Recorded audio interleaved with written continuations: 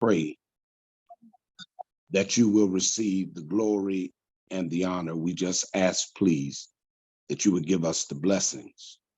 In Jesus' name we pray. Amen. Amen. Amen. Thank you, Minister. Welcome, Beverly. We're just starting. So our guest this evening is Ms. Shanique Byrd, who is the publisher of Tocsin Magazine. And at this point, she has the floor to share with us her thoughts, her ideas, plans, and so forth. And then we'll open up for questions, answers, and dialogue. So you have the floor, Shanique. Okay, thank you. So I want to thank you for inviting me to come in and talk to the group. I'm not sure if people know the history of Tocsin, so I just want to give a brief overview of what Tocsin is or was.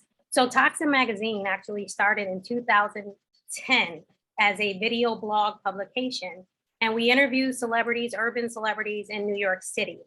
And from that, we had a section called A Mile in My Shoes, and we allowed inmates to write in this section. So they would tell how they ended up incarcerated, things like that. And that section became very popular.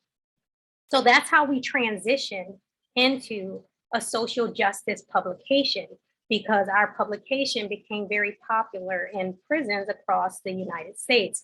We get letters from inmates from California to New York.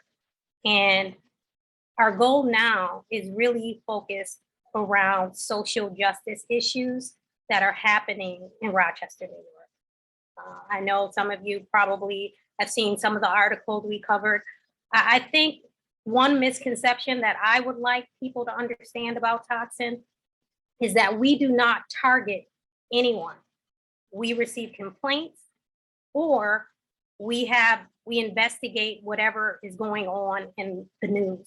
So I think that's the misconception. I was advised that people think that we actually target people for our own selfish reasons, but that's not true.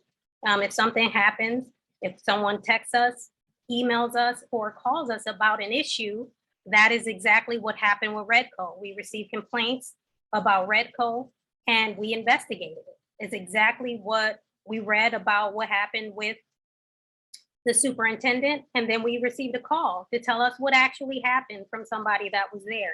So we are just trying to highlight stories that impact people that aren't as, let's say, people in poverty, people who don't have the same access to wealth or the same access to public education.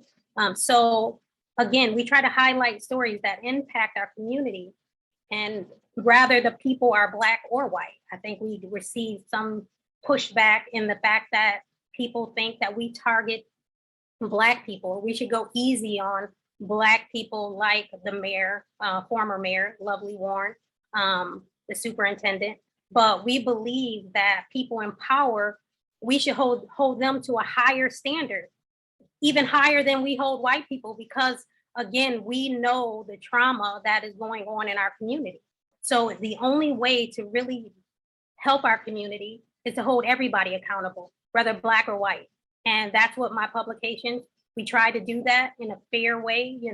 We are open to any feedback, anything that people think, oh, well, they didn't like this. And we're okay with that.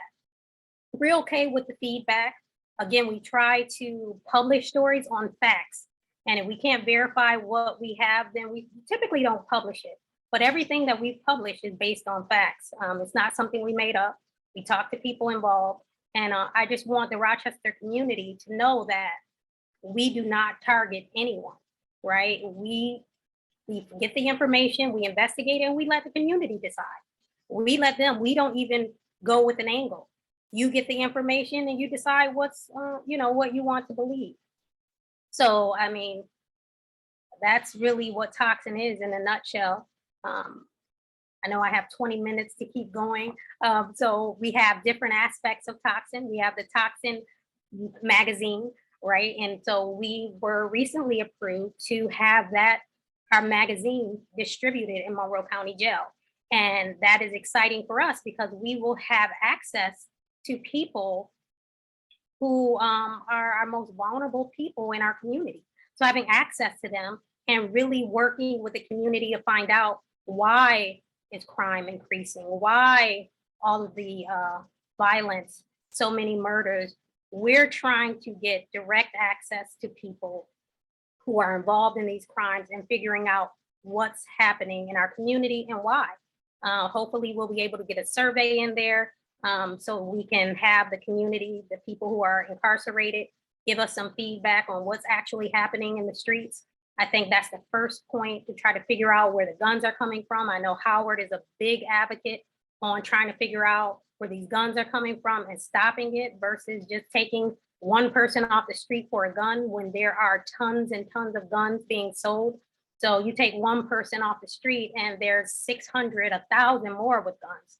So we need to get to the root of the problem. And we're hoping with the access to inmates in Monroe County Jail, that will give us some insight on what's happening on the streets. And the website is actually another aspect of Tocsin. Currently, we have different writers and we're writing about different stuff on the website.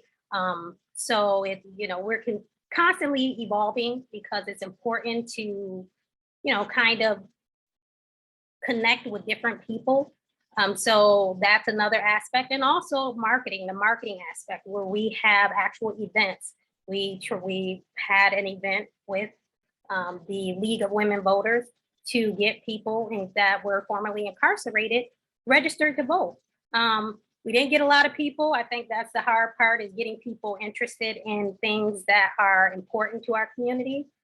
So we're working on that. We actually had another event with the Monroe County deputies and East High School students. They actually had a game day and they sat around and they talked, they learned, and they played video games. So what we're trying to do is bridge the gap between different communities, hoping that by talking, by understanding, we can make a difference. So no, that wasn't quite 20 minutes, Howard. That's okay. 20 minutes or less or more, whatever amount of time you need. Yeah, so that's really what we are. Again, I mean, we work really hard to bring these different elements to the Rochester community. And we hope that people would appreciate some of the stuff we do. And even if you don't, like, I am so open to people emailing me and asking questions about a story we wrote, or, even if they have some criticism or critiquing that they'd like to do, that's fine. I'm always open to having a conversation. My email is info@tocsin, TOCSIN, mag.com. So if anyone ever wants to email me and ask a question or anything, I'm open to that as well. Thank you so much. We appreciate that overview, Shanique. So at this point, we'll just open up for questions, answers, thoughts, editorials, or whatever. And you all can raise either your physical hand or your electronic hand, and I will acknowledge you in the order in which I see your hands. I see Mario's hand first. You have the floor, brother. Go ahead. Sister Shanique, how you doing? I'm good, Mario. How are you? I'm doing real well, thank you. Just one quick correction. It's not just Howard Eagle that is a staunch advocate about stopping the flow of illegal guns. It's the Take It Down Planning Committee, Faith Community Alliance Coalition. That is one part of our work, of course, along with the anti-racist education. So just wanted to quickly point that out there. Excuse me. The other thing is that I just wanted to know how I actually came in contact with you. Early on in the coalition, you were doing quite a bit of work with the coalition. And I hadn't heard of Tocsin Magazine until I think you were at one of the community meetings and you end up interviewing Brother Howard and the minister. And I caught that interview, and I believe it was probably about an hour long, maybe. And it was a phenomenal interview. And I had never heard of Tocsin, and I was kind of still fairly new with the brothers, and it was a phenomenal interview. And that really challenged me to not only participate in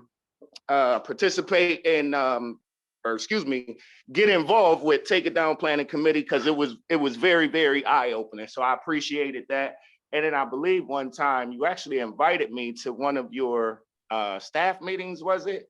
Just to talk about how I got involved with the social justice issues and Take It Down Planning Committee, Faith Community Alliance Coalition. So I absolutely appreciated that. And I've been kind of following your work since then. I hadn't seen anything in a while. In fact, I just asked the brother the other day, not too long ago, if you were still going. And yeah, so it looks like you're still going. So that's awesome. That's an excellent update on where you're currently at. And one of the stories that I did see that I thought was very interesting was it was a while back. I think you had a article about what's that gentleman's name? Bucky Phillips. That caught that caught my eye. There was an article about Bucky Phillips. If anyone remembers, this is the guy that that killed the state trooper, and I think he shot a couple of other people, right? Yes, yes, he actually wrote our publication. So as I Yeah. said, we received letters from inmates across the country, and he happened to write our publication to tell us what was happening in prison and that he had been in solitary confinement. So that letter was actually from Bucky that we published to tell Right. people like what's happening to him behind bars. I don't know if people care, but he was in solitary confinement for years. And so he wanted us to let the world know that he, what he was experiencing behind bars. Yeah, so I thought that was an interesting article, and of course, Brother Howard, he sent a couple of articles over that I thoroughly enjoy reading all the time. But I think you have some great work going on. I know there was a couple of months back when the superintendent was going through her struggle. I believe the magazine was going through some struggles there with people claiming that you had, you were putting in misinformation. But as it turns out, your information was correct all along. So Right. how did that turn out for you when they were, I believe it was public that they sent you a cease and desist letter? Yes, we did Um, receive that. We did receive a cease and desist. They told us to take it down or we could face legal action. And we didn't take it down because we knew what we wrote was based on someone that was actually at the event that witnessed what happened. So we knew it was factual. I think it was pretty difficult. I think our publication suffered because when they came back that the superintendent didn't do anything wrong, right? And so it kind of looked like we were lying, but then fast forward, it all came out and now she's leaving. So again, we stand by the stories. We make sure that we do not publish anything that is not factual. And some of it is, you can't believe it until it's, other people are talking about it. So yeah, I feel vindicated, once it all came out, and even the fact that the person that filed the sexual harassment charge, the name of that person wasn't released. We were the first publication to release the name, just like with Amy Malloy, the person she was having an affair with at the city school district. The Democrat and Chronicle decided not to publish his name, but we published his name because I didn't think he should be hidden. Her name is in it. So I know you mentioned there was some controversy with Redco. Is this the Rochester Economic Development Corporation? I believe that Yes. was developed under the previous mayor, Lovely Warren. So I hadn't heard about that. Can you just kind of talk about that a little bit and what that controversy was?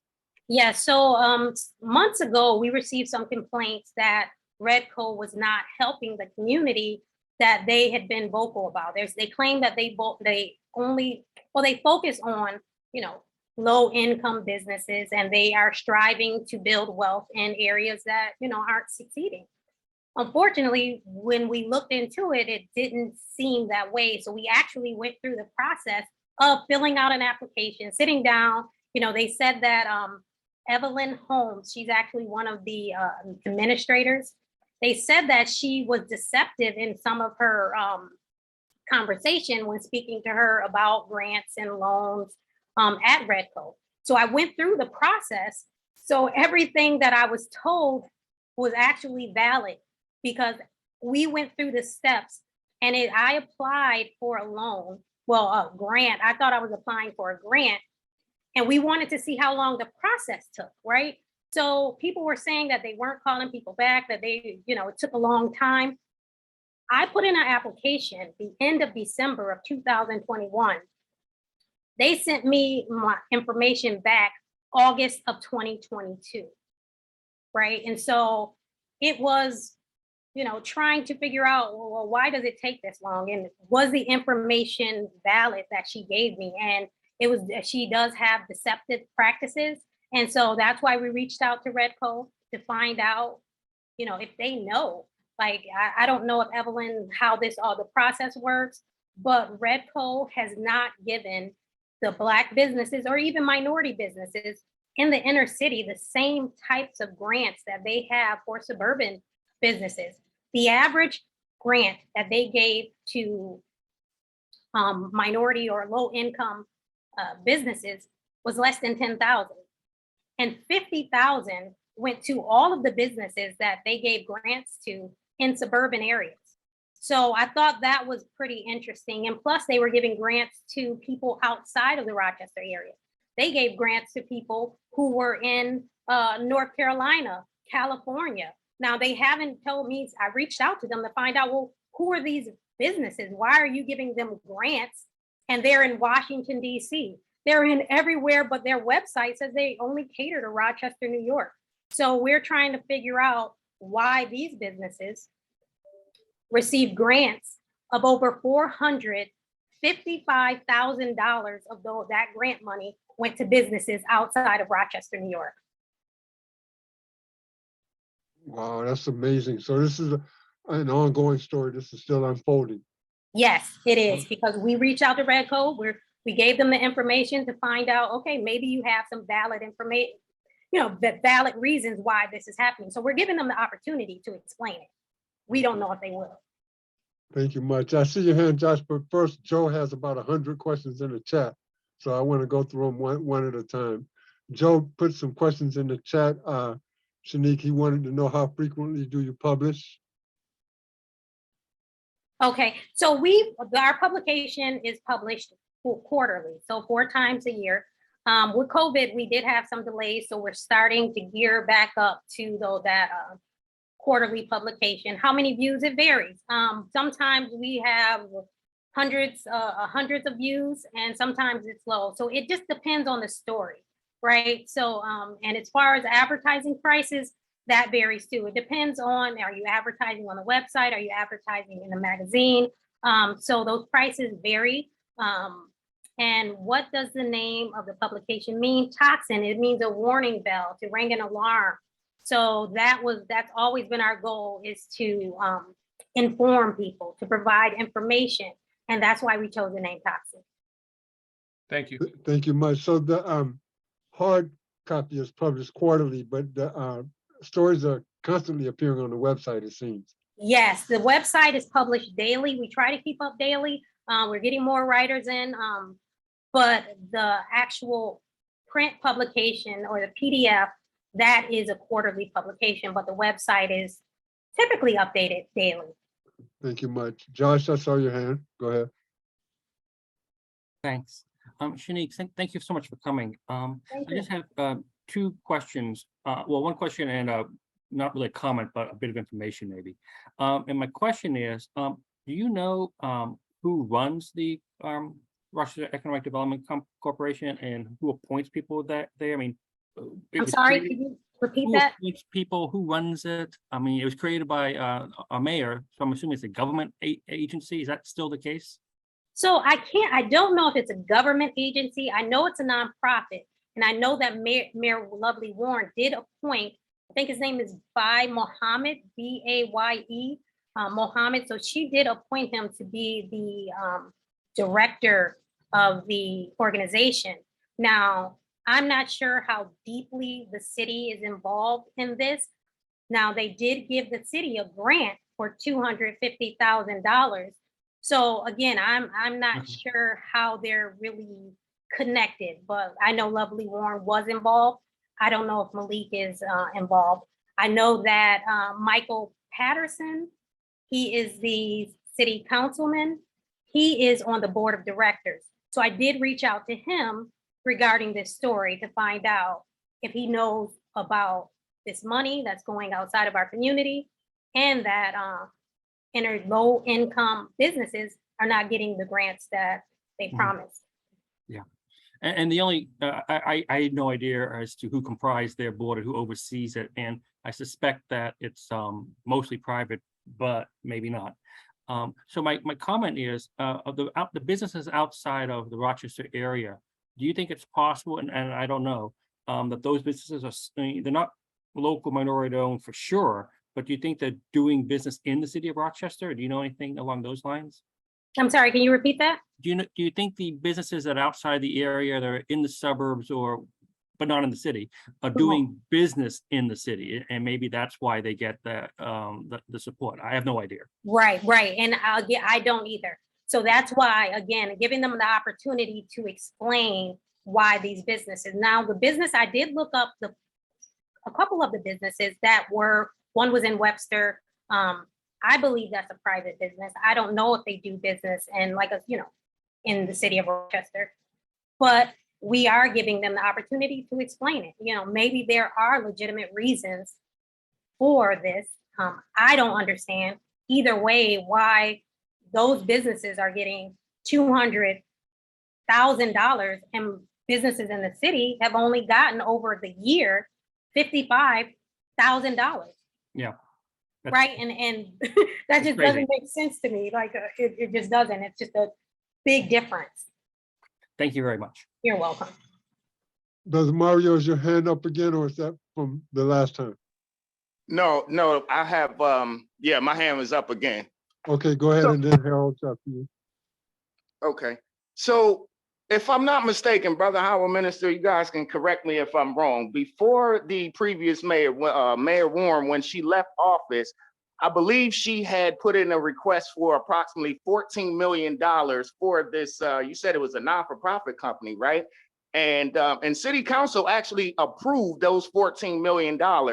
And I'm not sure if this was for that Redco company. I know it was under a different name. I believe it was under a different name before, but I'm near certain that this may be the same corporation. And so if you can kind of look into that, of those $14 million, it was supposed to be around I believe it was a 3-year contract that City Council will look at every single year to see whether or not they were going to release the other funding.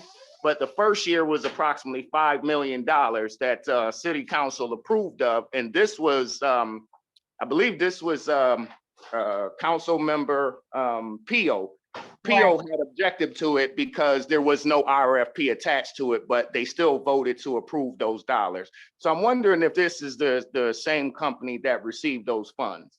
So it was actually Mitch Gruber, I believe, that Gruber, yes. didn't want to approve the money, but no, this is a different company. I'm almost certain that this is a different company, because that company, I think it was more in education and training. I did talk to Jose Pio about this company, so to my knowledge, it's not the same company, not the same as Redco. Thank you. Harold? Thank you for being here. I'm sorry I was late, and you may already have covered this, but could you say something about your business model? You mentioned advertising. Do you have other subscriptions, grants, other types of support for the publication? So we accept, well, we're working on grants. We haven't received the grant yet, but yes, we have advertising, subscription, everything. I don't want to give pricing because everything, it depends on what, because you could have a subscription for the publication, or you can have a subscription for the newsletter. Now, our newsletter is actually on hold right now, but in the future, I'm sure we'll have that back. But the prices are on our website. You should be able to go online and see the different types of advertising that we offer. We have marketing strategies. We also, photos and stuff like that. So you can go on the website and actually see what we offer. And if you have any questions, please feel free you can email me right from the website. So any questions, feel free. Thank you. Thank you. Anyone else? Any other questions, thoughts, ideas? I was thinking just before we started the meeting we were sort of chit-chatting, and Nikki was telling us about her experience. I don't know if it's the RPD that you work for or whichever law enforcement agency, but is that, Nikki, I was just curious. No. That's something that needs to be No. reported A on? minute. That wasn't me, Howard. I'm sorry. This is Nikki. That was not me. I'm sorry, Nikki, you said that was not you that was chit-chatting in the beginning of the meeting? Oh, I thought you meant the noise. Oh, yeah, I don't know who the noise is, but could we all put ourselves on mute so we don't get the background noise unless we're speaking? Could we all put ourselves on mute? Oh, when you said that wasn't you, you meant the background noise. I thought you were saying that Yeah. wasn't you chit-chatting. No, the background noise. Okay. I'm So sorry. I was just wondering, what are your thoughts in terms of, with Shanique being here? Sorry, that was me. I had took it off of mute. Beverly, you had taken it off of mute because you had a Sorry, it was me. comment or a question? I took it off. I took it off of mute, and then I couldn't put it back on. I can't. Yes, I did. I just wanted to know, and I might have missed it. How long has she been in Rochester? Because I did read something about her magazine, but I didn't know about how long she'd been in. I thought it was like a short period of time. Right, yeah, well, that's a misconception, actually. Again, we started in 2010 in New York City, but we always covered Rochester. Even when I was in New York City, we did a video. We did a video of a video documentary called "A Mile in My Shoes," where we spoke with a former drug dealer who got on the stand and testified against another drug dealer. And the questions were, how do you feel that now the community, or the community you once served in, now consider you a snitch? So we've always worked in Rochester. We have just been more vocal as far as with politics, and we've been kind of transitioned into the world of politics and kind of calling politicians out. So that's how we became popular in Rochester. People think we just popped up out of nowhere, but we've been around for a long time. Thank you, Beverly. Did you have anything else? No, thank you. You're welcome. All right. So I was just thinking, before we started the meeting, we were chit-chatting, and Nikki was kind of sharing with us her own personal experience with institutional and individual, and I suppose structural racism in the criminal justice system in terms of her employment. And we haven't seen many of those stories, right? We haven't seen many. And I was just curious if you think, that that's something that needs to be covered and so forth. And then I would like to hear Shanique's thoughts about that. Is it an issue that we need to bring forth in the community, in your view? Howard, is that question to me? To you and Nikki, if Nikki wants Okay. to answer. She Nikki said wants she, to go first? some stuff she doesn't want to really disclose, Yeah. but if she wants to, I'm sorry. I'm sorry, Howard. I didn't hear you because I don't know if it was me or you. What you asked was breaking up. Can you repeat it? Yes, let me try again. Are you hearing me okay now? Yes. Okay. I was saying, before we started the meeting, we were just sort of chit-chatting, and I was saying that for people who weren't here, you were sharing with us some of your own personal experience in terms of racism that you experienced, in the institution in which you work. And what I was saying is, we haven't seen many stories like that. We know this is happening. There's no doubt about it. It's historic. It has always happened in this community and in many communities across this nation. But we don't see many stories about it. And so I was just wondering your thoughts. Do you think this is something that should be brought forth more? And then I asked Shanique if she wanted to comment on that or not. That's what I was asking. So before Shanique speaks, good evening, Shanique. I love Tocsin Magazine. I have to tell you that right now. So getting back to the chit chat earlier, unfortunately, well, everyone here already knows about what is that? The good old boys, this code of blue silence in law enforcement. So when you have Black people and people of color working in a predominantly white agency, a lot of times internally, we do experience a lot of racism, a lot of discrimination, all kinds of things that the community would experience, you know, outside of the law enforcement agency's walls. So we do, in law enforcement, there are a lot of complaints that are filed. It's just that even with the community, when the community makes a complaint, our stuff gets swept underneath the rug. We get comments that that causes you to think that you're being gaslighted. You know, it's like they think that we're ignorant and we don't know what's going on. So getting back to Howard's comment about whether or not my issue should be brought out to the forefront, right now I'm going through a process that I have to go through in my agency. Anybody can make a complaint about this discrimination and harassment, but then it goes to the HR department, and then it goes to someone else. So what I'm doing is going through my chain of command, because that way no one can come back to me and say that they were not notified or they weren't aware. So if I do not get satisfaction from my agency, I have planned to go outside of those walls. So this is I forget what Tocsin Magazine writes at the end of the article. It's an ongoing story. Okay. And I will share with you after I go through that process. I have no problem letting you know about that. Thanks, Nikki. You're welcome. You want to comment on that, Shanique, on that whole Yes, idea? now I do want to say hi to the minister. He's been quiet. I've never seen him this quiet. Be nice. Good to see you tonight.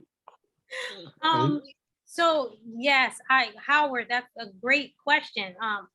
I do think it should be highlighted, and I have received so many people have come up to me and told me about what's going on at their employment, you know, that they want to tell this story, but like Nikki said, they want to go through the process. And at the end of it, I never hear from them again. I had someone contact me and tell me, you know, she was a corrections officer at one of the jail, I believe it was Wyoming. I'm not 100%, but she was a correctional officer, and she had an affair with an inmate. And they were trying to say that, you know, she was fired and she wanted to visit him. And they said if she visited him, that she would be, they would press charges, right? Because they said that she had a band or whatever. I guess they didn't want the inmate to end up suing. So they were trying to kind of end the relationship before. But she wanted to tell her story to Tocsin, but she had the conversation with her employer, her former employer, and I never heard from her again. So I hear these stories about discrimination or whatever it is that people feel they were not treated properly by their employer, but they never go through with the process of publishing the story. I think some people become afraid of a retaliation or whatever the cause may be. But I do get a lot of information about people having issues with different things. One guy told me that he was discriminated against and he was filing a complaint, suing his employer. But again, once the process started rolling, he didn't want to expose it. So it's a little tricky because people, you lose your income. It becomes kind of intrusive once you start putting everything out there. So I do think these stories should be highlighted, but people typically don't follow through with it. Thank you. Anyone else? Question, comment, thought? Harold, I see your hand. Go ahead. This is sort of off the topic, but on the topic of police racism and so forth. The PAB is having all sorts of issues right now, so I'd be interested in Shanique's view of that. But I'd be particularly interested in, since the chaplain's on, finding out if the young man that you alerted us to, who had been, taken into custody temporarily, even though he was the person who had called the cops to help someone who had been shot. And when we talked to the PAB, they were going to deal with that. I didn't know if the chaplain knows what the status of his complaint is with the PAB, and I also didn't know if that was something Shanique might be interested in knowing about for her work. Okay, hi. Good evening, everybody. Yeah, I can respond to that. He actually, they actually ended up dropping that case.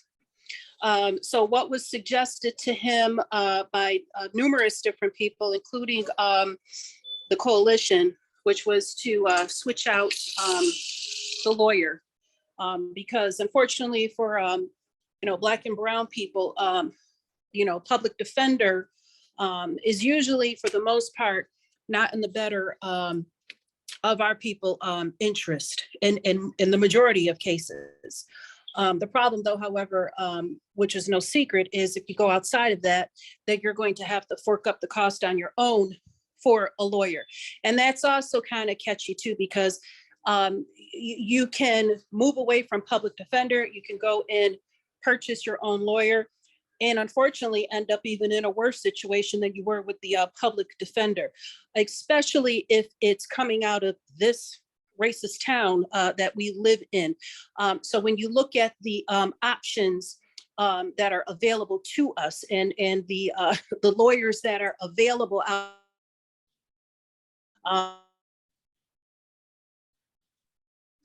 needless to say, through prayer, through a lot of hard work, through the coalition, we spent many hours with this young man. And it worked and it paid off. So he did getting another lawyer. That lawyer ended up being genuine, surprisingly, and thank goodness for him. And so what ended up happening was they literally threw everything out. They were trying to railroad this kid.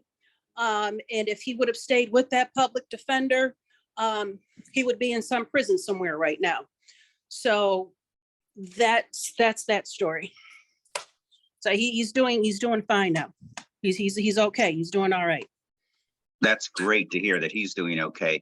I guess the other side of it is the cop that did that doing okay, or were there consequences from when it got thrown out? Were there any consequences for the cop?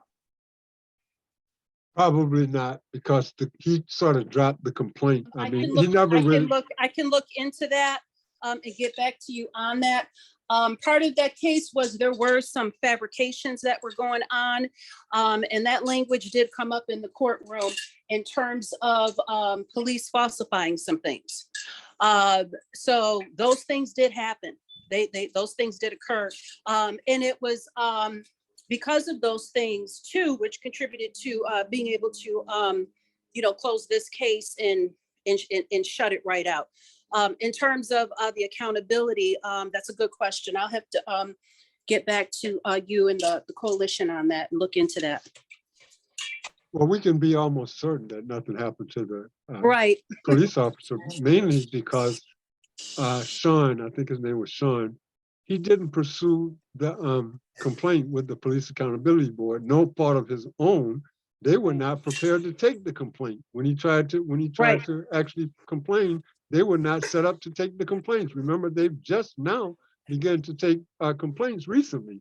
And apparently they're just piling up, and they're not really investigating even the ones that they have received. So I think he just gave up on that, became frustrated. And gave well, I'm up glad to know I'm glad to know he's okay and that it got thrown out, because it certainly deserved to be. But that other side that you're raising is very important, though, because we know we have these rogue cops who run rampant in our community and do these things and get away with it all the time. That's what the Police Accountability Board is supposed to be all about.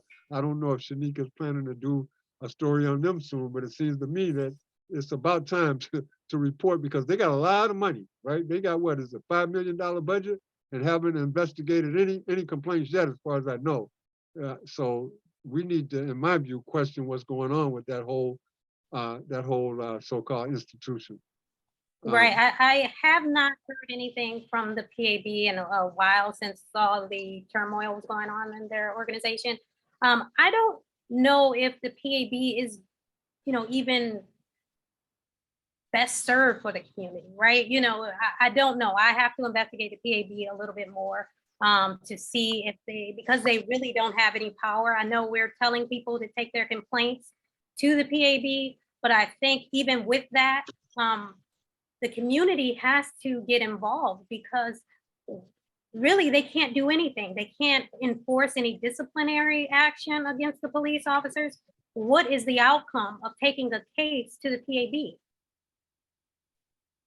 Does anyone know? No, great question. Nobody seems to know the answer to it, right? Even they don't Yeah. seem to know the answer to it. They don't, yeah, I agree. And I agree with Howard. They got all of that money, and it was supposed to be for them to get a staff so that they would be able to go back to court and get some powers, but that hasn't happened. They don't, you're right, they don't have any powers. They really can't do anything other than what any of us can do. Right. Well, Right. we're kind of conflating two issues, though, because they can do something. They can investigate. They can investigate cases, and then they can issue a determination based on their investigation. What they cannot do is recommend discipline. They can recommend discipline for police officers, but it won't happen. Legally, they don't have the authority. But it's not going to happen. Well, no, that's So- what I'm saying. Legally, they don't have the authority to do that, but they challenged that ruling, and it's still pending in court. They have appealed that ruling. Okay, Because when it Okay. was originally established, they were supposed to have the authority to recommend discipline. But Right. the and union, the police union, actually challenged that in court, and they won. The union won, and now the city has appealed that ruling, and it's still on appeal. They have, the appeals court hasn't heard the case yet.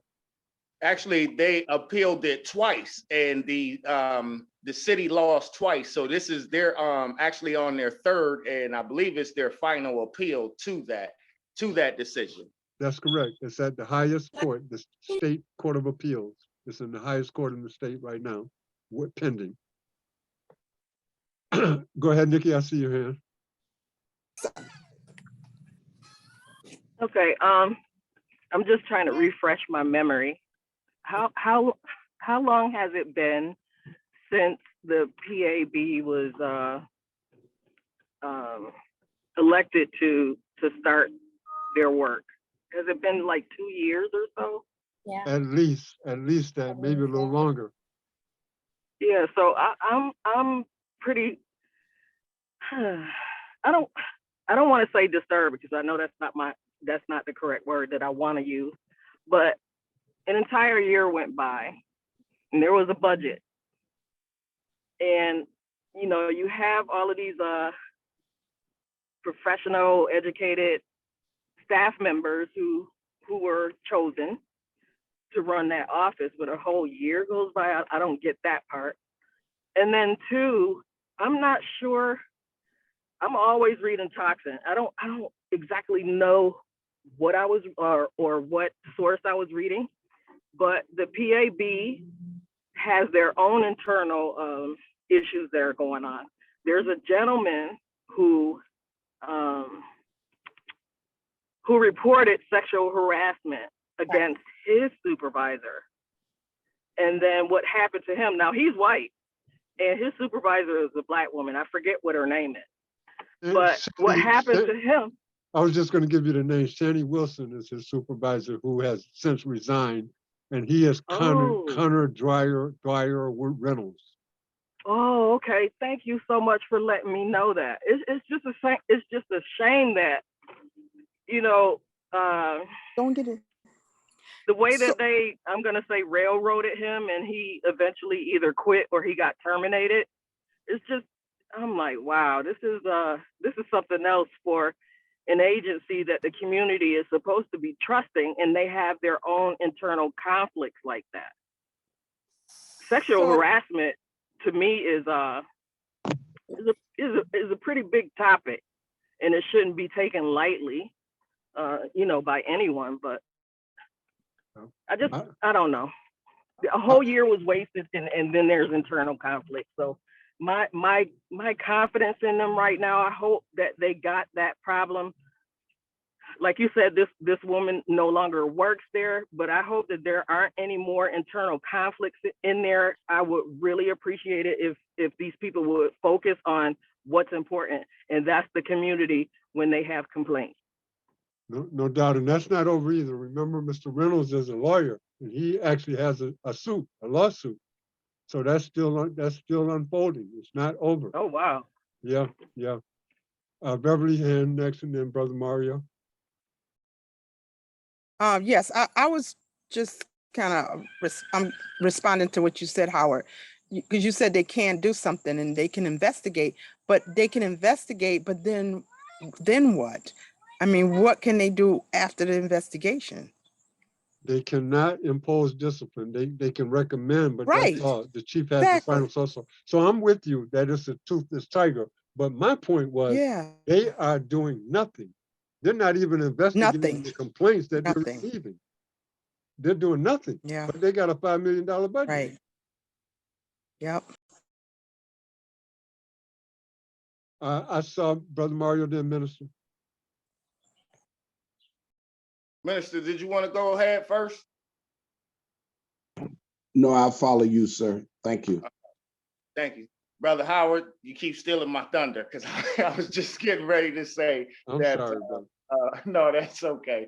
That Connor McReynolds, yes, he does have the lawsuit going on right now. $5 million was allocated to the Police Accountability Board. And actually, we just recently had the Police Accountability Board, some of its members, here at our bi-weekly meeting, probably about a month or so ago. So actually, we can probably get that recording to you, Shanique, so that you can have more information on that. Out of those $5 million, I believe we were told $2.5 million was, excuse me, spent on some infrastructure things like staffing, and I guess they still needed a building. They needed hardware. So where they stand currently, excuse me, there's approximately maybe even less now than $2.5 million left. And the Police Accountability Board, if I'm not mistaken, that was developed after the Daniel Cruz situation. The community voted to have this, and maybe it was before, but I feel like this was during the Daniel Cruz situation where the community had they had a referendum on the ballot for the community to vote on that. The community voted overwhelmingly to have this Police Accountability Board. And when it was initially started, the city council erroneously thought that they would have the disciplinary powers without actually reading the contract that the police union has. So that's why they end up going back and forth to court. Now, once they did that, that was costing taxpayers a lot of money, because if I'm not mistaken, I believe the city hired a firm, and they spent over $1 million to see whether or not they even have the disciplinary powers in the first place, which obviously 2 courts now have said that they did not. So they're in the final steps of the appeals process as it relates to the Police Accountability Board. Now, I was at a meeting for the police, not the Alliance, the Police Accountability Board Alliance, which is the liaison to the PAB. And they're actually still trying to fill their board as well, the Alliance. The Alliance now is supposed to be the liaison to the Police Accountability Board. So they have they basically have 2 different entities almost seemingly working on the same problem, but the Alliance is supposed to be the liaison. And they're still looking for members to fill their board. And many of those members on the Alliance are actually requesting for Connor to be reinstated. And at this point, they have, there's nothing. And they actually have, to fill the board of directors on the Police Accountability Board, apparently there were 3 candidates that they had chosen to be on that board. City Council had approximately 60 days to vote for those 2 candidates. and they still have not done so. So technically, the city council is actually breaking the law right now because they have those names. Apparently, those names were put forth to the council, and the council still has not voted on those particular names yet. So they're way past the 60-day mark, and that's another piece that that the community doesn't even know or even is aware of, that the city council is actually in violation of the law right now based on their own bylaws and charter for how the accountability board is supposed to go right now. So that's just some additional information. The minister's next, but I believe Harold, if I'm not mistaken, I saw you looked like you were maybe looking up some, you weren't? Oh, I thought you were. Can you look up when the accountability board was established? Because when we're recording, this thing won't let me reduce the screen so that I can look up stuff. So I think it was 2020, Mario, maybe before the Prude, before we found out about the Prude. I still call it a murder. Minister, you got the floor. Good evening, Shanique. I was wondering, did you do any reporting on the appointment for the public defender? I know that was a hot issue for quite some time, and we have yet to hear about any decisions coming out. And did you have a chance to get any information that could be shared with the community on where that process is right now, please? Thank you. Thank you. Yes. So I have been investigating the public defender situation. It is a hot button topic. I was invited to a news conference by President Lamar, and she announced that her selection was Robert Fogg. However, I was advised by sources that there was still we all know that the legislation still has to vote on a public defender. So what I was told is that they don't plan on voting for Robert Fogg. And so this is going to be an ongoing issue. I have a meeting next week to speak with someone who is going to let me know what is actually happening behind the scenes, because every week it's supposed to be the final decision is supposed to come in, but it keeps getting stalled.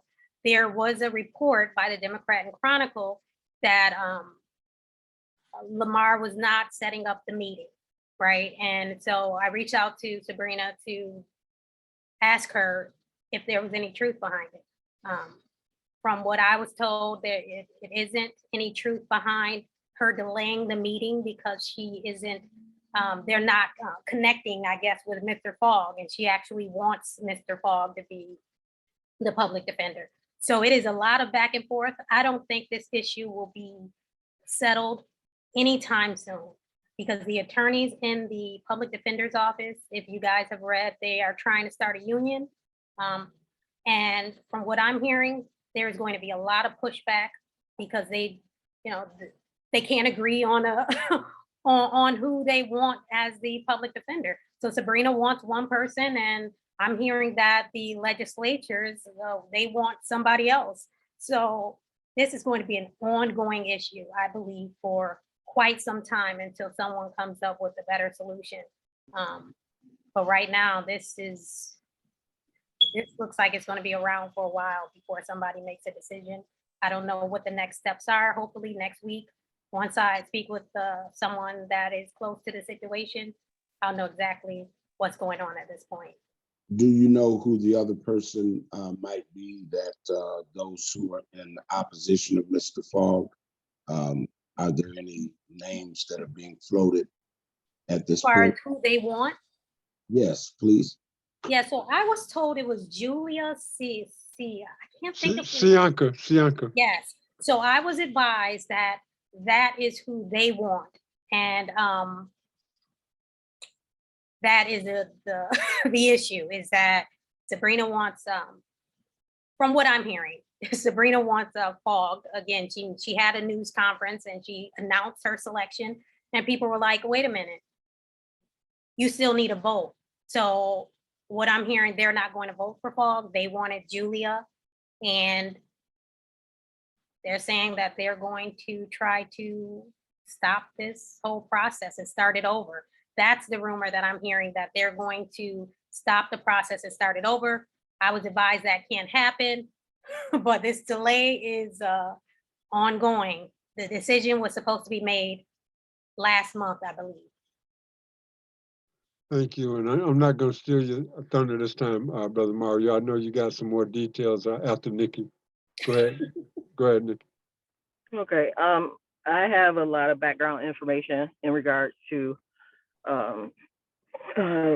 Madam President Lamar's pick. If I could just remind everybody or make you aware, well before, you know what? Before the election for new legislators came about, there was this ongoing issue in the Monroe County Democrat Committee where it was a split between white people and the Black and Asian. All right. So I suspect that that is still going on today. The woman that you mentioned is white, and of course, Mr. Fogg is Black. The majority of the people that work in the public defender's office, the majority is white. And I mean, they have maybe a handful of Black people in there. I can't confirm that because I don't know it personally. And I think I really do think that it is a shame that this is still going on.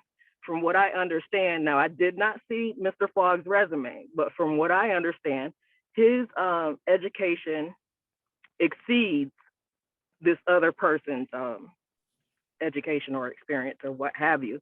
I saw the press conference that Sabrina had, and I was also. I don't know what you mean by. I'm sorry. I saw that at the press conference that Sabrina had. I'm sorry. I don't know why my watch just did that, but. This technology is going mad, man. I know, like I'm not even talking to you. But what was I gonna say? I was at the after the press conference, I was at the Monroe County Legislature meeting because they have it, I think every second Tuesday of the month or something like that, either Yes. second or third. Yeah. So I was there, and I was there to speak in support of Mr. Fogg. And that meeting is actually on YouTube. So if you like, you can go and see that. But I just wanted to speak up about it. I just see a lot of black and white issues, and the majority of it is like white institutional structural racism against the Black people and people of color. And quite frankly, I'm thoroughly sick of it. I know it's not just here, it's nationwide. And then in addition to that, I believe, kind of off topic, but relevant, before Trump became president, a lot of people were saying racism doesn't exist anymore. But when he became president, he just bust that door wide open. We saw a lot of it. And for some reason, there has been this, I don't know if anybody else feels it, but it seems like white people are ready to just turn us back in the Jim Crow era. Well, we have white people on the call, so what do you guys think? But I want to say this too. I'm not talking about the entire race of white people. I just want to make that clear. And I want to apologize if I offended any white person that is on this call. For me, I say white because, I mean, everybody says Black or whatever. It doesn't mean that I'm trying to be funny and come down on you at all. So I'm gonna mute my mic. No, Sorry. that's fine. Harold and Josh know that the center of our work, the central issue that we deal with is individual institutional structural racism. And we could talk about it, and we do talk about it, And I like what Shanique just asked after Brother Mario, if Harold or Josh or anybody else wants to comment on what Nikki said, please feel free. We welcome the open dialogue and so forth. After Mario, if Harold, if Josh wants to say something, anybody else, and then I'd like to make a comment also. But go ahead, Brother Mario. Just real quick, I just put in the chat the establishment of the Police Accountability Board, thanks to Harold, and shout out to my brother Will, who's on the call. 2019, it was established in 2019 with overwhelming public support on a ballot initiative during the fall elections. So that's just to tie up that loose end when the Police Accountability Board was established. And so moving forward to the Monroe County Public Defender's Office, we actually met with Sabrina several months back. I believe she came to our meeting back in March. And many of these things that we are discussing now, we actually expressed to her back then that she needed to come before the community, how we did not believe that the process that she engaged in was a real, fair, true, genuine, authentic process. We believe that the process was a sham from the beginning. I believe we told her as much. In fact, I know we told her as much. She was supposed to get back to us several times. And what you were talking about, Ms. Justice, was the Black and Asian Caucus, which no longer exists because I know at least 3 of those members actually lost their seat this the last election. Frank Keith-Falowski, I believe his name is, Flagler, he lost his spot, and Vince Felder. So they got replaced by William Burgess, Mercedes Vasquez Simmons, and I believe Ricky Frazier is now on the, Ricky Frazier. I don't know if he took Keith-Falowski's seat or not, but Ricky Frazier is now there. The legislator is 29, there's 29 seats on the county legislature. And I believe 8 of those 29 seats are actual city districts. And for the county legislator, if I'm not mistaken, out of the 29 seats, there is, let me see, 1, 2, 3. There's the president, there's Burgess, there's Frazier. So that's 3 Black folks, and then Mercedes is 4. And if anybody has any other people of color on there. Yeah, Roman is Hispanic. Versha Roman, yep. There's so that's 5. So that's 5 that we know of offhand out of the 29 seats. But we actually expressed to Sabrina that this was going to be about race politics. We absolutely expressed to her then that this was going to be about race politics. And so when the coalition, when we were a part of the process, if you remember, Shanique, I believe you were there that night, when they had the second meeting, the second community meeting, that was over at the Central Church of Christ, where Central Church of Christ turned out over 100 people, nearly 200 people, and they actually stayed about 4 or 5 hours during that particular meeting. And this was when they still had identified the candidates. There was 4 candidates. They dwindled it down to 4 candidates. And so at that time, it was Vitali, the other young Black lady there, the lawyer, and then Sianka, and of course, Fogg. Now, when we went to Central Church of Christ, obviously the crowd there, in our opinion, was the overwhelming majority was responding to Sianka. So we knew then that the legislator was going to be in trouble because the majority of those individuals there, a lot of them individuals, they were lawyers working already in the public defender's office. And so we knew then that she was going to end up having a problem. So this is partially the reason why this vote has been delayed so strongly, because she doesn't have the support even from her own party. Even when she broke away from her party to caucus with those Republicans, she still doesn't have those have the support of those Republicans.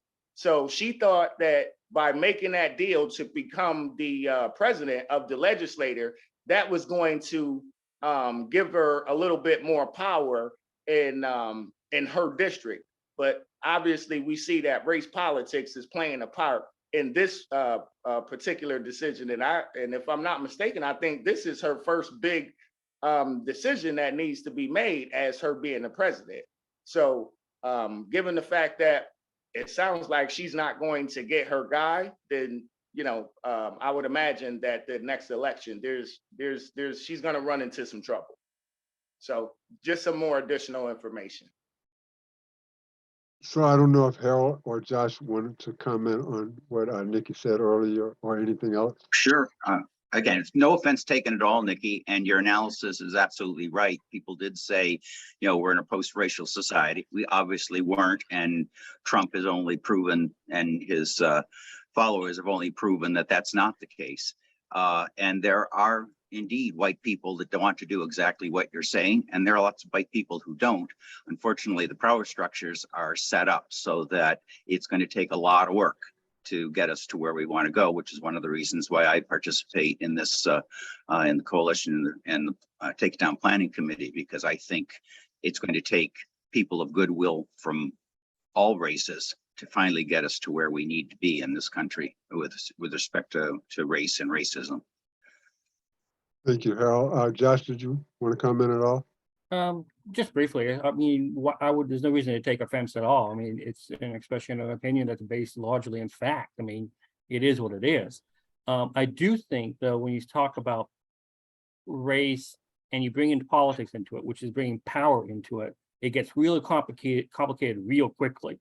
You could be the most social justice oriented sort of person in the world, but you got self-interest, and that can complicate things. I think President Lamar's main challenge is that she has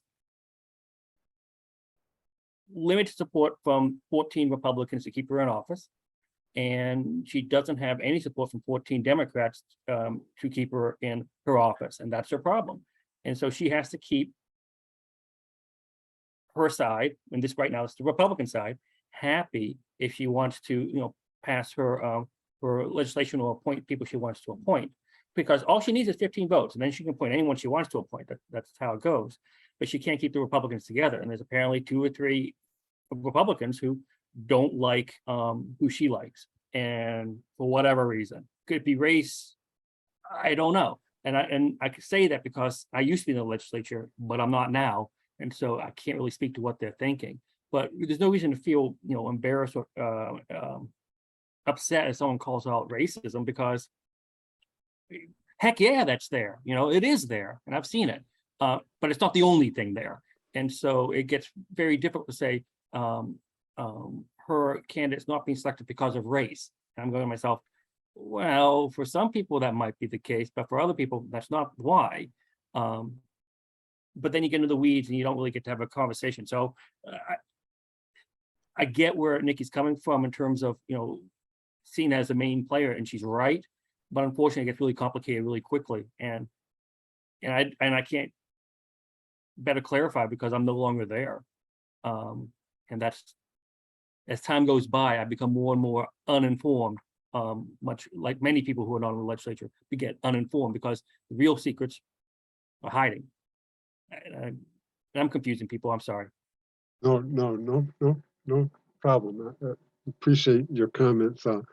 And Nikki is right, but it's deeper than even the critique that Nikki offered. In fact, I believe we give Donald Trump a little bit too much credit. If we remember, during the Obama era, the first term, when Obama was elected, that's when the hype began in this country about we have transcended race. That's when the hype began. It didn't last long. I can tell you the precise point at which it ended. It ended when Eric Holder, the first Black Attorney General, U.S. Attorney General, did a speech during Black History Month. February was the first time he was elected, 2008 or something, 2008.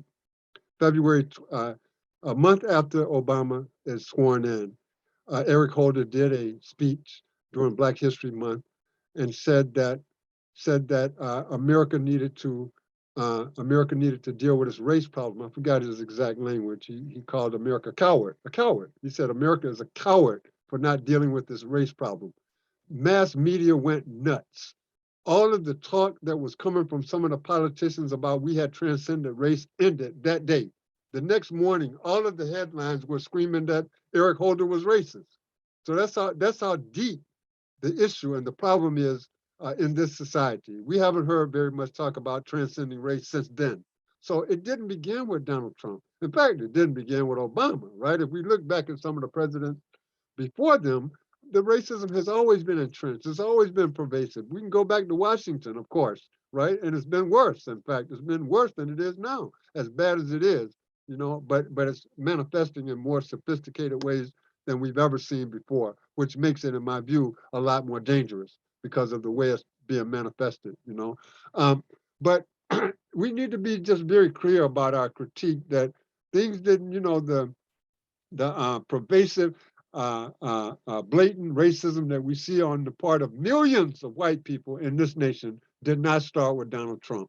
I think we can make the argument that it was exacerbated under him. People did become more bold and more vociferous and so forth, but it didn't begin with Donald Trump.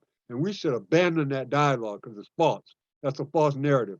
And we can say that it seemed to have escalated under him. I think that's a fair statement. And we need to be very, very clear about what's happening in the Monroe County Legislature. There's no secret that Sabrina won't get the Democratic Party to agree with nothing she does because she abandoned them as far as they're concerned. She is a traitor. For the first time in the history of the legislature in many years, the Democrats were poised to have a majority, a 15-14 majority. And Sabrina wanted to be the president even within that majority. Most of them would not agree. They didn't want her. They wanted, I think, Roman. I can't remember who they wanted. I believe it was Roman. And so this is why she made the deal with the Republicans. But listen though, what has happened in essence is they have stabbed her in her back. They have stabbed her in her back. She gave the Republicans the majority over the Democrats because of her siding with them, because of her caucusing with them. And the idea was that they were going to unite and work on making conditions better for everybody in this community. And they were going to help Sabrina address some of the issues that she thought were most pressing.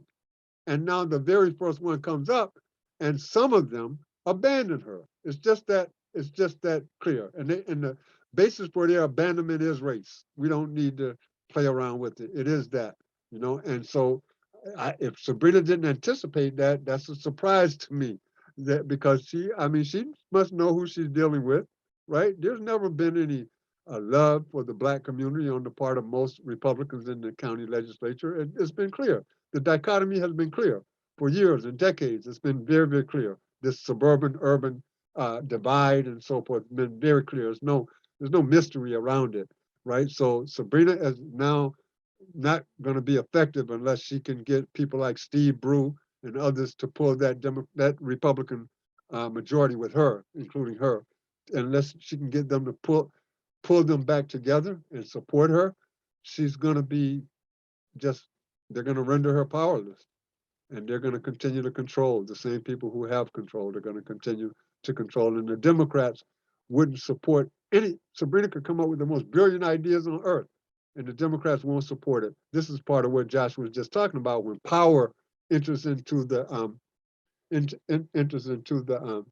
what am I trying to say, the formula or whatever, it becomes an element in the whole process, power, then people really do work based on their own selfish interests. And they're not concerned about what's best for the majority of us. We don't know. We have studied this. And on paper, Mr. Fogg seems to be more qualified on paper.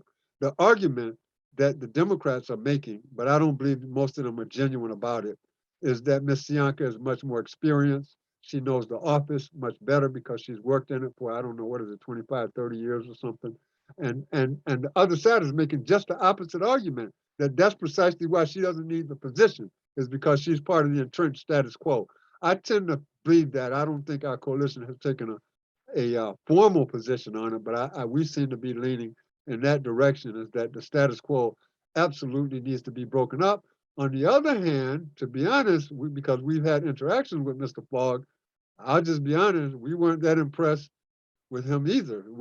Because if things are going to change in the public defender's office, just like any other racist institution, you're going to have to turn to the community for support, because even if he gets that position, they will eat him alive. That's why they're unionizing. That's why they're unionizing that's why, right? And so we just need to be clear about all of the games that are being played politically. And it doesn't appear that any of them have the best interests of the broader community at heart. Any of them. It doesn't appear that way. But as Josh said, there's stuff going on behind closed doors that we don't know. That's why we need somebody there to report to us. And we don't have one. We don't have one who reports back to the community on a regular basis. Not one of those 5 or however many Mario was counting. Not one of them reports back to our, how many, 8? The 8 do not report back to our community on a consistent basis. And that's very problematic. And I hope we keep that in mind as the elections come up, because we need somebody inside who really will remain connected to the community, not, sell us down the rabbit hole once they get the position. So my 2 cents, and I saw Josh's hand, and I think Nikki's hand was up first, and then Josh. Did I see another hand? Go Minister ahead. Florence had it up first. Okay, Nikki, Josh, Minister Florence. Okay, I just as I was listening, I just wanted to respond to a few points. I'm sorry, I'm bad with retaining names, but the 2 gentlemen, the 2 white gentlemen, thank you so much for not taking offense to what I was saying. You just don't know how much you have affected me today. And a lot of times when I interact, at my place of employment, people, they don't listen to understand, they listen to respond. So I just want to say that. Howard, thank you for the education. I do, and a lot of us have to stop saying that it's Trump's fault, and you are correct. It did start way before him. And, we saw it a lot in the Obama administration. About Felder and that Asian fellow, yes, they did lose their seats, but they're still working in the Monroe County Legislature office. And then there was something else. Oh, about the election of Mr. Fogg. From what I understand, there are 13 supporters, and there are just 2 more votes that are needed. So the expectation is that those people will vote for Mr. Fogg. It's just there's that in-house fighting, and now you got this stuff all held up. I am disappointed in hearing that, like you said, Howard, I guess you said 8 people. Yes, Josh said 8. It's 8. Mario counted 5. Josh said 8. In the city, 8 city districts. Okay, I think Brother Mario was counting quote unquote, and we don't use this term, minority, people of color is what Mario was counting. You're counting the number of city representatives, 8 districts in the city. Correct. In the county legislature, 8 districts. Yes. Okay, so, but for me, 1 is too much. Even if all of these people cannot be readily available to the community, to be transparent, to give us updates, at least send out a designee to the community so that we can have that transparency and have the opportunity to voice our opinions. They don't have to agree with it, but I agree, there needs to be that back and forth communication and that interaction with the community, because they are supposed to be working for our best interest. And I believe that's all of the bullet points that I wanted to make. So I'm gonna mute my mic. Absolutely, we agree with you, and that's what Brother Mario was talking about. We said that to Sabrina. Like, there's been no report to the community. We don't know what the heck is going on. It was, who was next? Was it Josh and then the minister? Is that right? Minister first. The minister was first. Oh, was he? I'm sorry, Minister. Go ahead. Thanks, Josh. We also, had some discussion because the wrangling could stop if the proper compromise was struck. And we had some discussion, but we didn't take a formal position as a coalition. But if the community's interest was the point, we had two finalists, and one way to get at it, if the process was clean and pure, then the person who is properly selected by the vote gets the first position, and then the offer of the second position, if that is something that wanted to be considered by the one who was not the first choice, could be offered the second position. I think if those kinds of agreements can be proposed as well, because of course one has the right to accept or reject, but there is room for proper compromise. But we seem to be a community that is so divided by institutional, structural, and individual racism that we have lost the political tact to realize that this community is not run by a special interest group of 120 people or dictators who think that they elect themselves. But I would invite our community, as this group has alluded to, that there should be a clarion call to the community about the importance of voting right. I personally don't understand how a community expects to experience change.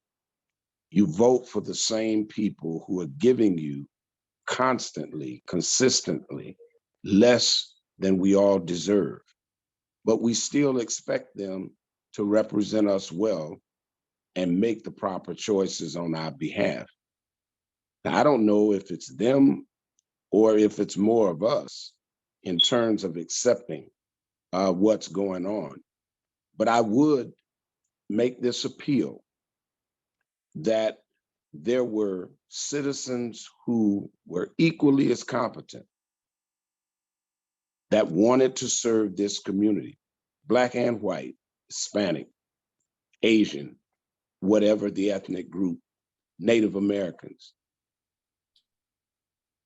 The registered voters will not give people a chance to serve this community where we could be taking care of the business that is needed.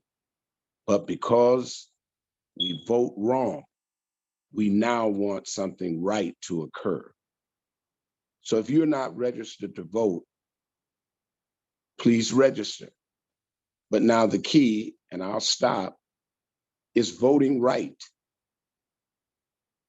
Voting for the right person, voting for the right group of people where majority votes are necessary, that the first interest is what is best for the entire community and not special interests.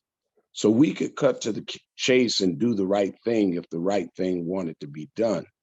But again, we submit to 120 people who dangle strings in front of people, and therefore we get constantly what we see.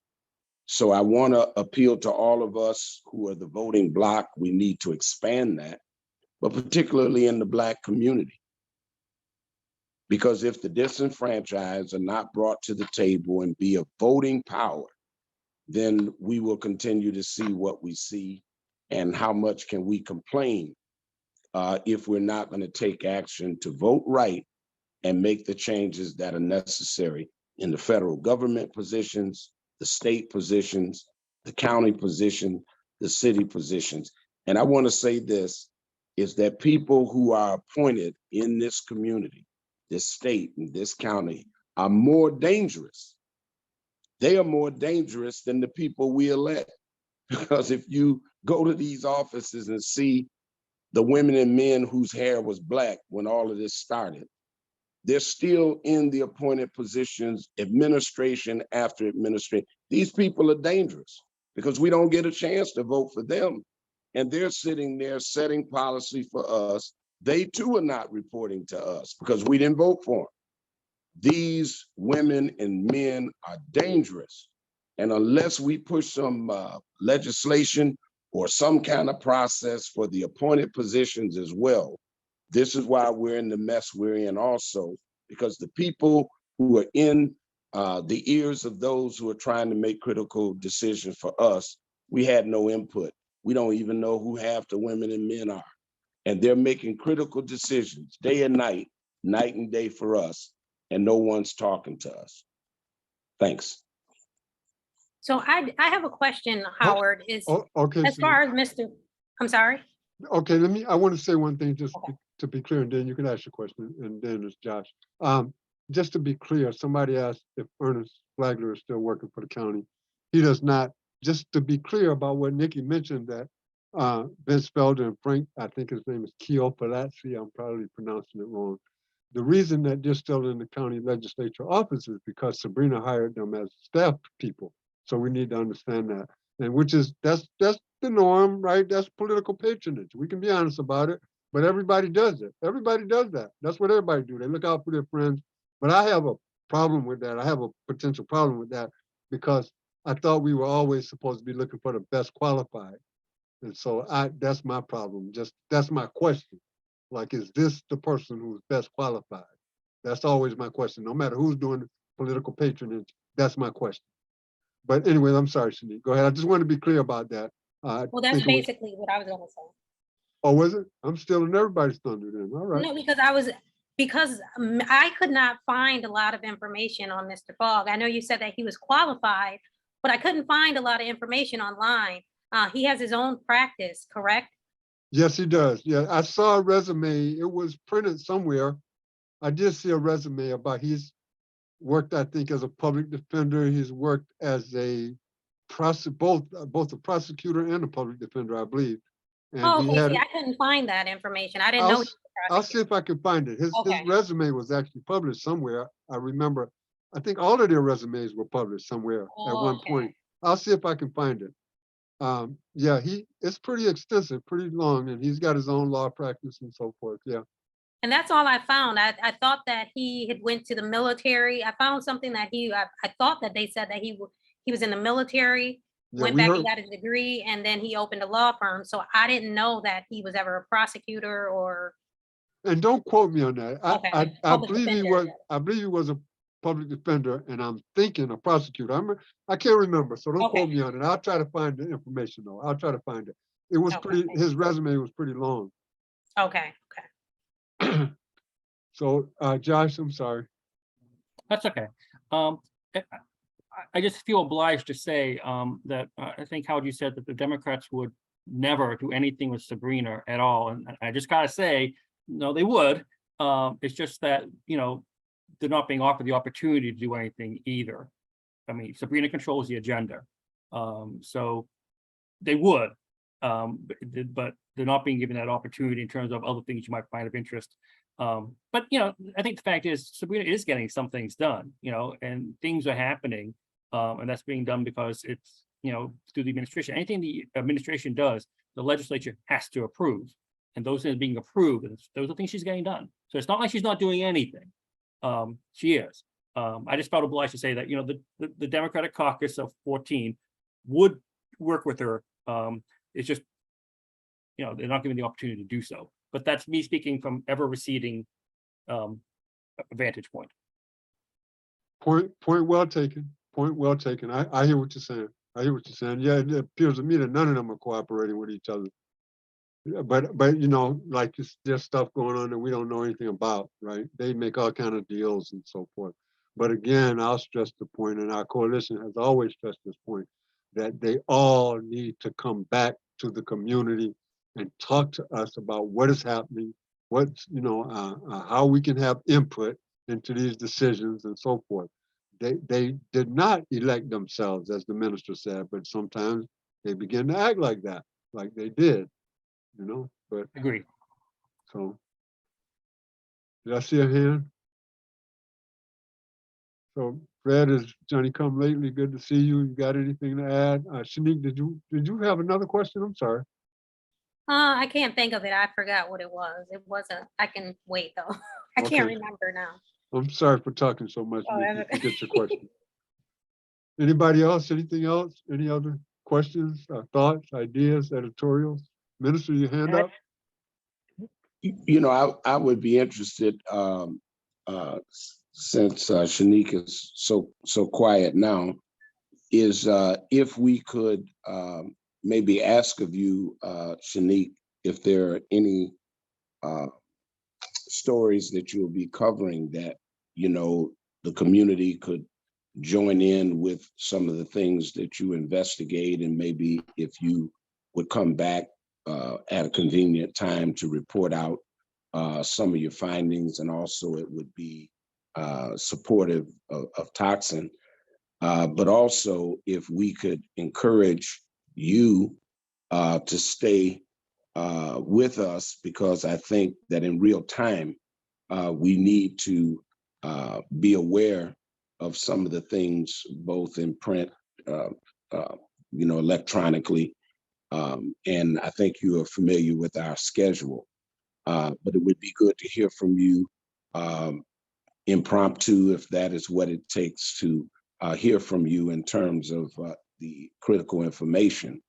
But the other thing is that if you would agree to come back and maybe update us, I think that would be helpful for passing information to the community, and also keeping the coalition, pardon me, at the loop in terms of next steps, because I think we all know that we talk issues probably to their termination, but you know, faith without action is dead by itself. So we're at the point where we need to be talking about action, goals, and tactics, and strategies that are going to impact change as it relates to institutional, structural, and individual racism, and the systemic nature of it, as we heard here tonight.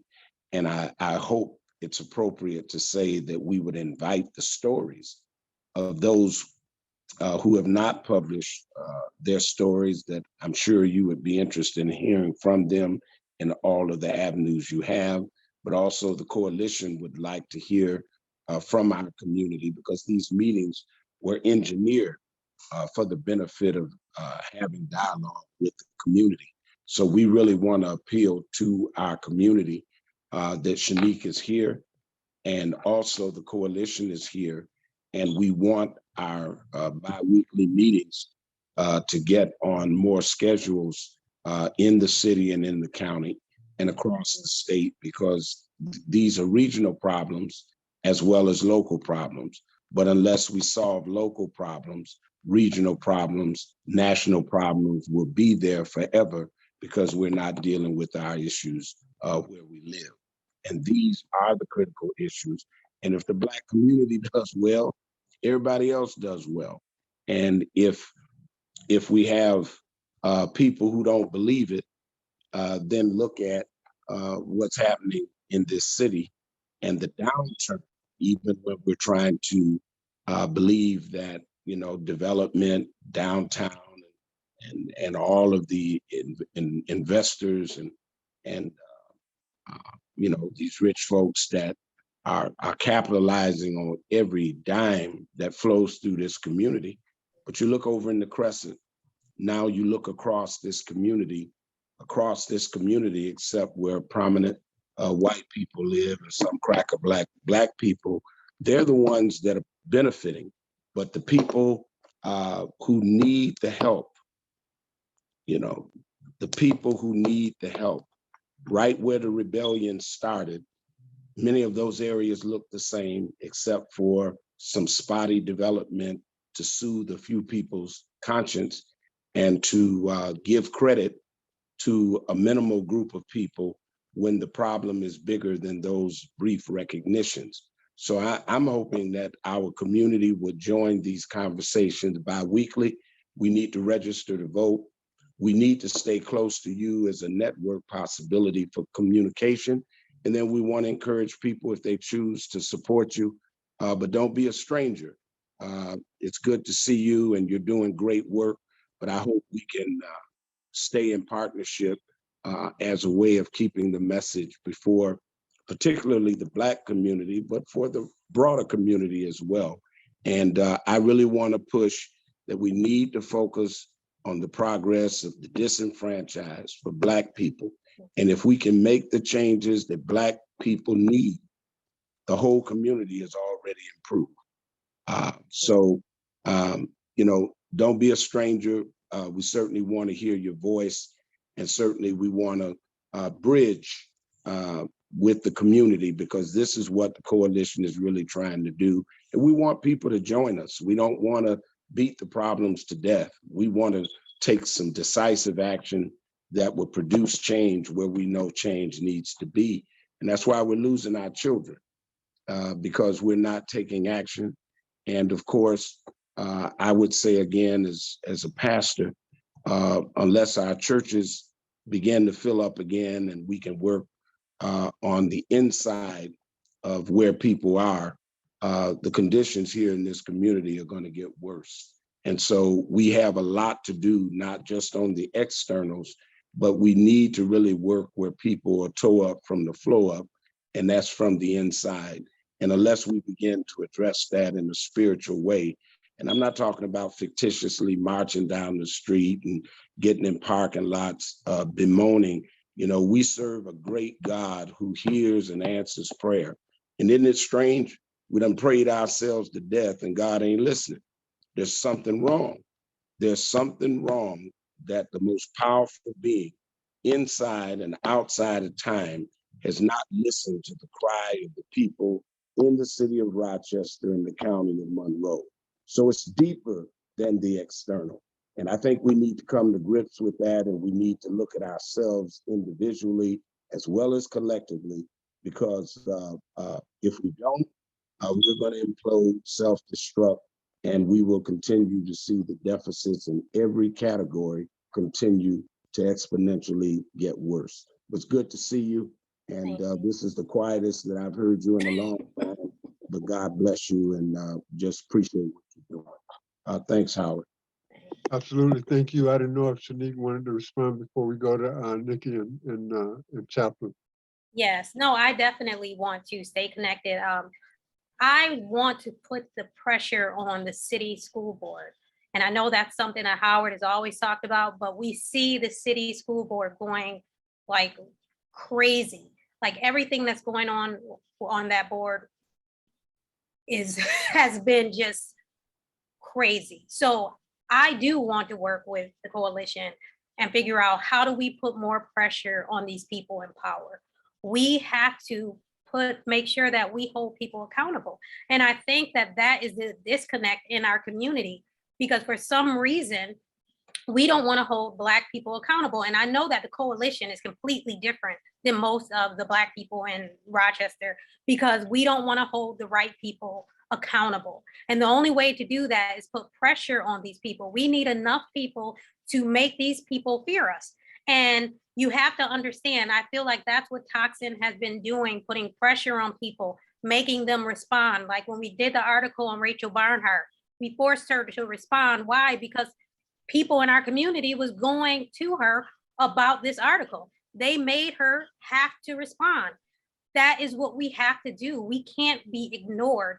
We have to force people to respond and get in line and do what we need them to do, and figure out a way to vote them out. We do need more people involved. I don't know how to get people interested, but I'm trying to. And so coming back to talk to the group or figuring out a way how we can get more people involved to actually care about the real issues in Rochester, I think that's the only way. We have to think about Redco, finding out why they aren't giving the right people the loans, finding out from the school board who's going to be the next superintendent, making sure like somebody like Howard, he's in the community. So we need to make sure that when they pick somebody this time for the superintendent, it's somebody that's based in the community, that's been here, not somebody they just pick randomly. We have to have more input in what's going on. And I think the only way to do that is really to get a bunch of people behind us and start putting pressure on people and just getting them out of there.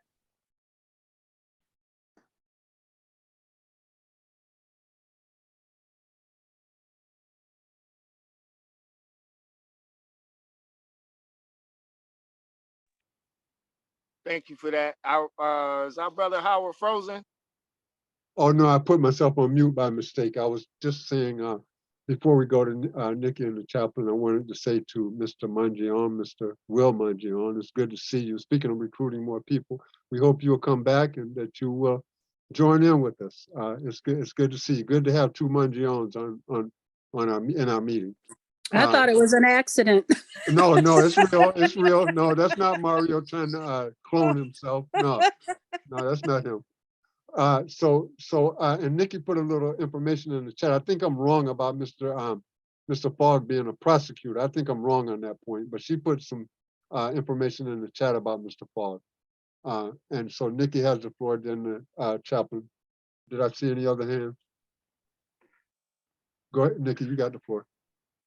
All right. Thank you so much for mentioning what I put in the chat. I do want to make a comment about what Minister Florence said in regards to voting, and our community members should be more vigilant in who they vote for, because a lot of these people don't have our best interests at heart. I just wanted to say, as a young adult decades ago, I took my mother's advice. I am a registered Democrat, and her advice was just vote across the board. And that's what I did for many years. But then, as I became older, I'm like, I don't even know these people at all. Even the ones that do spend the time and money to mail out postcards or come to your door, I don't know them at all. I don't know about their agenda. So whomever I talk to in my past, and we stop and talk about politics and stuff like that, I always make a comment and say that we need to stop voting across the board. And if you have the capability of doing your research about these candidates, please do. So that's all I wanted to say, Howard. Thank you. Thank you, Nikki. I think that's a very important point. Very important. Chaplain, did the chaplain disappear? Oh, no, there she is. Go ahead, chaplain. You got the floor. Okay. Shanique, I just had a comment and a couple questions for you. I wanted to know the difference between the publication that you have and the website. So I guess what I'm asking is, why should somebody subscribe to the publication when there is a website? So I'm asking, what is in the publication that you won't be able to find on the website? At least I'm hoping it's set up that way. And so I just wanted you to speak a little bit more to that. I'm personally interested in the publication. And so I'm trying to get a better understanding as to why somebody should subscribe to it over just going to the website and just seeing what's on there. And the other thing, in terms of the work that you do, if you could think of 3 to 5 things that you would like for the community to support you with, or assist you with, or help you with, off the top of your head, what would those things be? If you could ask from the community in support of the work that you do, what would those top 3 or 5 things be?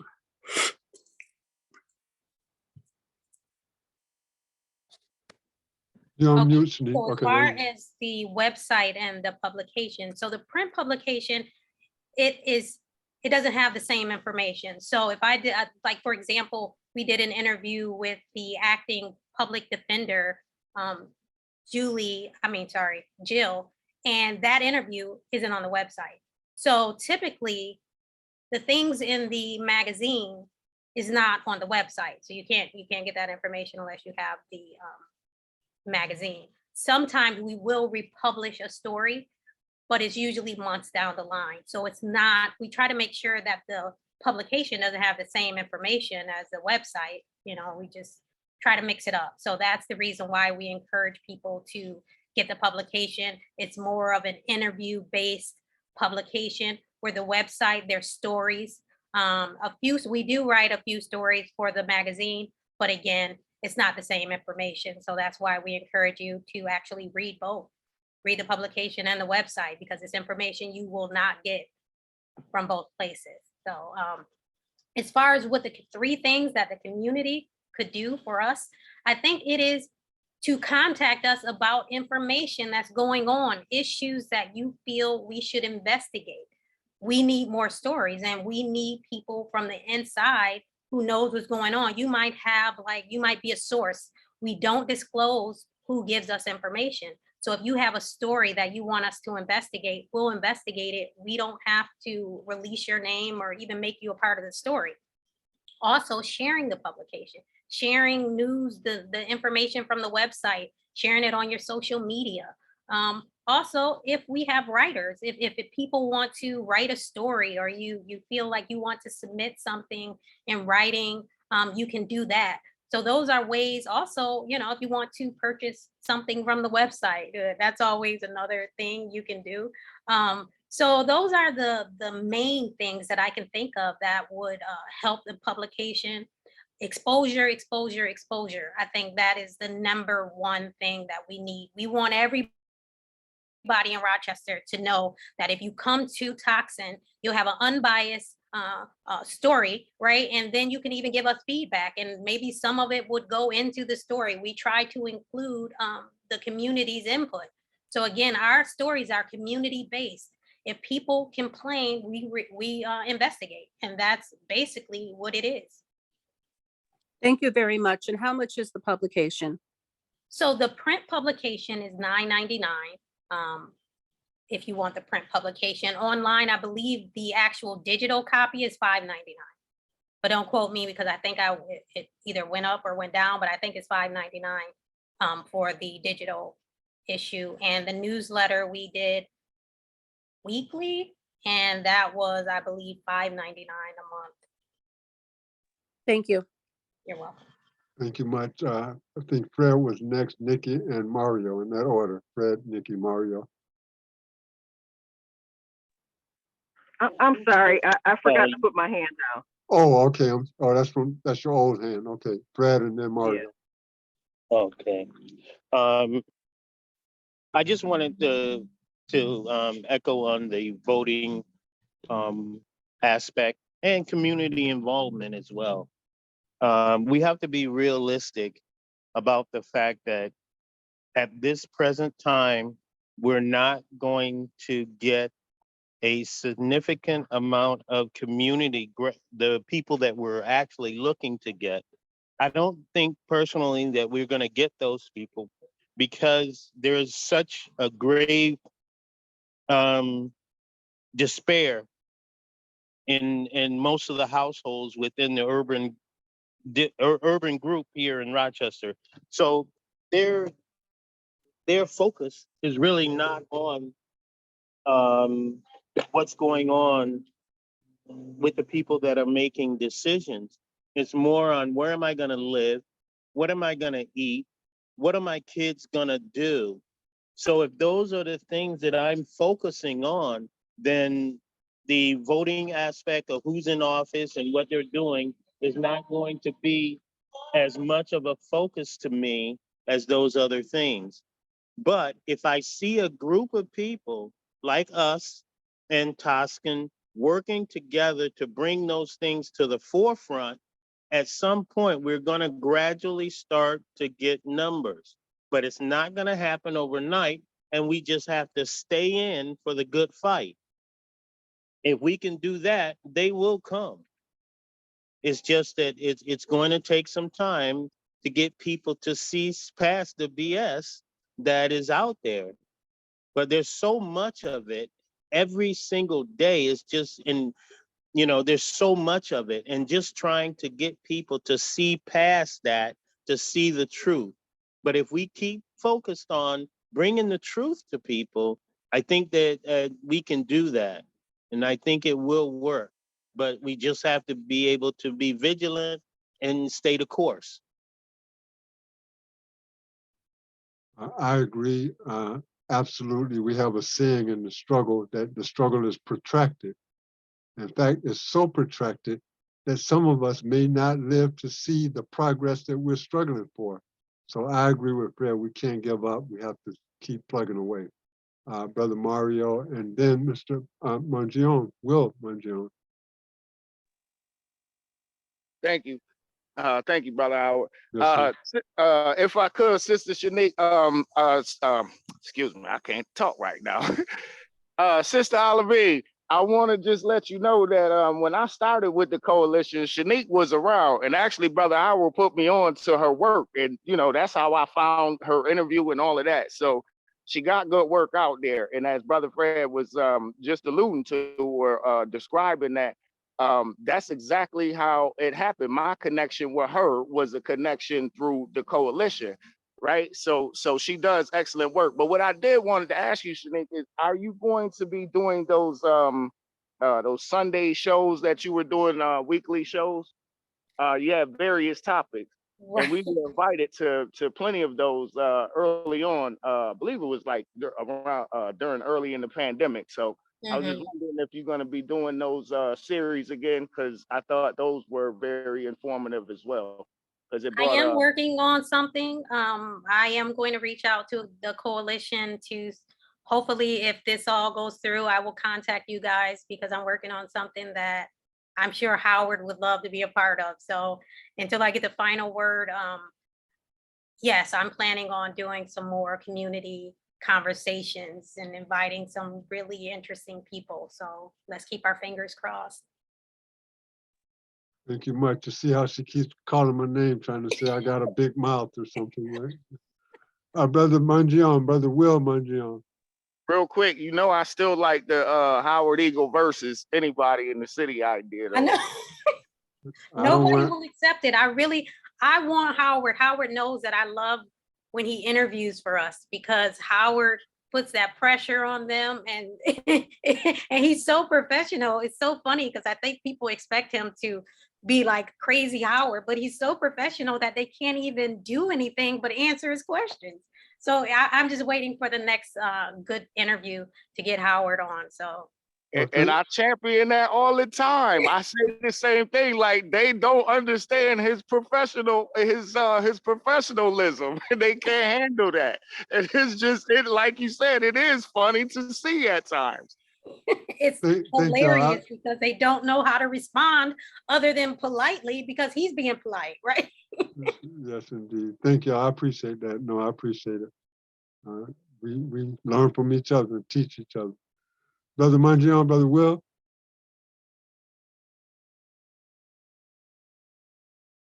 Brother Will Mangione, you have the floor. You have to unmute yourself. I think he's frozen. Or is he? Might be. Yeah, you might be. I'm trying to ask him to unmute. It's not working. Brother, you might have to sign out and come back in. I'm not sure. I don't know if you're hearing us or not. He ain't frozen. That's actually his picture. I don't know why. You there? I'm only saying that because it happened to me a few Yeah, times no, too. he might be frozen. I'm trying to ask him to unmute, and usually when you do that, it'll pop up on the screen, but it's not popping up. Oh, now, wait a minute. Now I think it did. I think it did. Brother Mangione, Brother Will Mangione, you unmute. Okay, go ahead.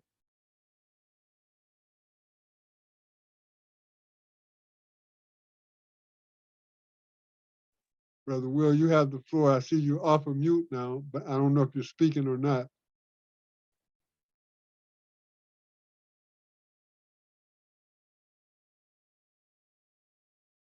I'm not sure if he's having technical difficulties or what.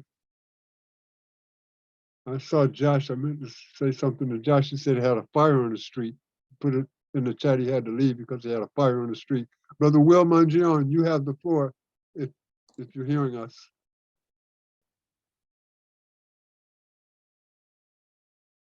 Okay, we'll come back to brother. I don't know what's happening. Let me send him a chat message to see if Does somebody else have their hand up? I think Looks like Fred's hand got is his up. still Go up, ahead, Fred. yeah, Fred, go ahead. unless he forgot to take it down. Now, I know I was frozen a couple times and I had to take myself out and come back in, but that was earlier. I'm gonna try to send him a private message. Is Fred now frozen too? No, I just didn't, I take my hand down. Let's see, I'm trying to do it now.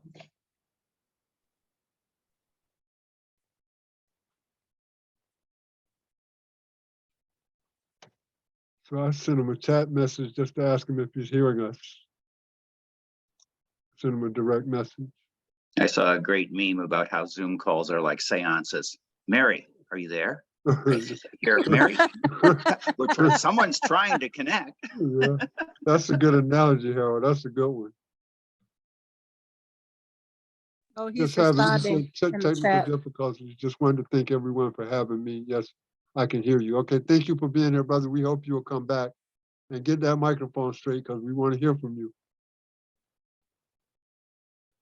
We're just about at the end of our time, 8 o'clock exactly, unless there are any closing thoughts, ideas, editorials, anything. Shanique, you got any final words of wisdom for us? Well, again, I just hope that, you know, people come to us with the stories that they know about. If they want to be a source, if you hear something, text us, email us, call us, share the stories that you hear or see. Just support the publication any way you can. If you know, it doesn't always have to be financial. We know that exposure is what we're trying to do. We're trying to get the community involved and understand that we are going to expose anyone that is doing a disservice to our community. It's just whether they're Black or white, we're going to expose the situation when they impact communities of color who are, you know, less fortunate. Thank you so much again for being here. We will be in touch. Let's stay in touch. So with Definitely. that, unless anybody else has anything to add, we'll ask the minister to take us out in prayer as he opened us in prayer.